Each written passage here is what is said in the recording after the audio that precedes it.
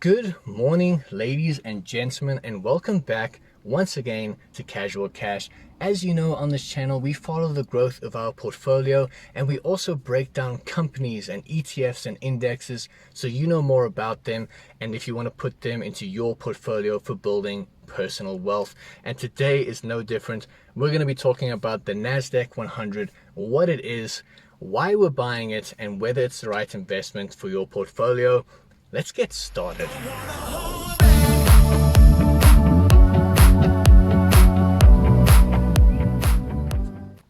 In our second last video, we spoke about the drops we're seeing in the US markets and specifically in the S&P 500 and the Nasdaq 100. A combination of inflation, shipping delays, labor shortages, and slower growth expected for this year led to declines in their biggest indexes. Today, we're going to be talking about the Nasdaq 100.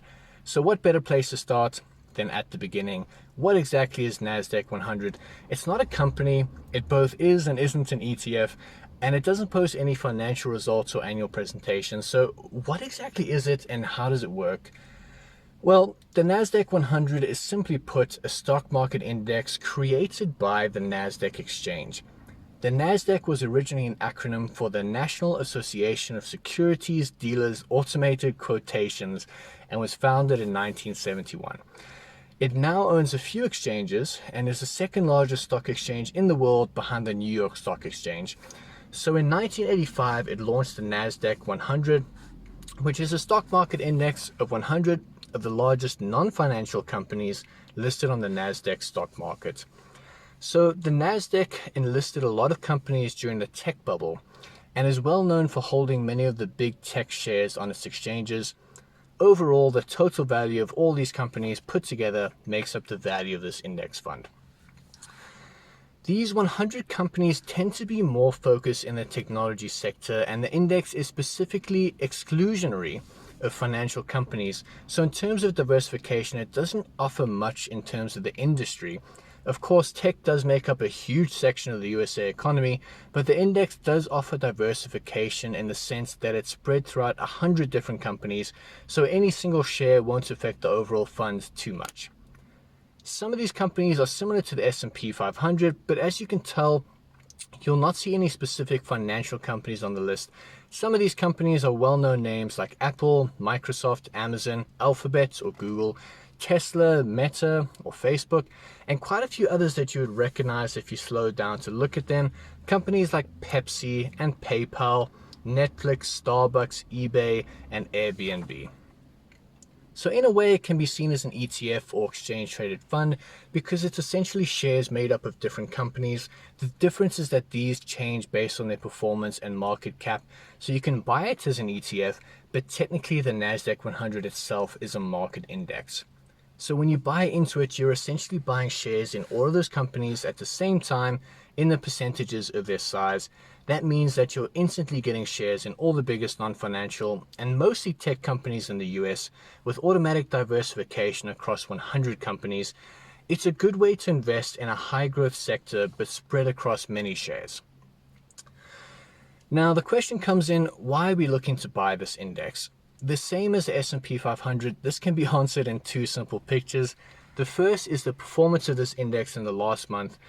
And as you can see, a solid consistent drop of about 17% in 30 days. The next is the performance chart since it started, a 3,276% increase since 1995. If you'd like to know more about the in-depth detail, how we analyze the long-term growth and the last sudden drop, you can watch our last video on the channel. But to put it simply, the index has a long-standing track record of performing and showing good growth. It's shown even better growth than the S&P 500 in the last 5 years, making more than double the returns. And it's currently in a bigger dip of 17% compared to 9% than the S&P 500. Showing that it could have even bigger growth potential.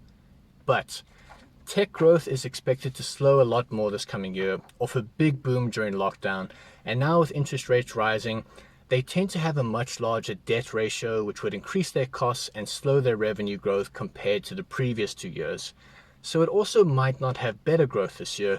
I guess we'll have to see. But I think, in my personal opinion, that could be wrong, but I think we're seeing near the bottom of the January inflation dip, and it provides a good opportunity to buy at a discount and get higher than average growth. With that being said, let's go buy some shares.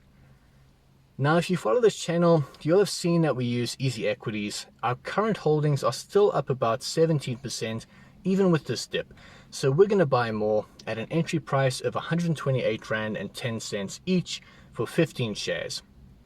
That's 2,000 Rand investment and total fees of 7 Rand 49 cents, total cost of 2,007 Rand 49 cents. So we made this purchase a couple of days ago, and the price has moved down slightly by 0.1%. Very small move, but we'll see in the next weeks and months to come. So I think this is one of the safer investments as far as they go, slightly more risk than the S&P, but possible for higher growth too. It's diversified and in a growing industry and has a good track record of continually growing over the medium to long term. But as always, it's up to you to decide whether it's a good addition to your portfolio and your goals for building financial wealth. So that's it for today's episode, guys. If you like this stuff, please feel free to like the video. You can comment any questions you have and I'll answer them. And to see the progress of our portfolio and more in-depth breakdowns of shares and companies and indexes like this, it'd be great to have you subscribe to the channel. But until then, I'll see you next time on Casual Cash. Cheers.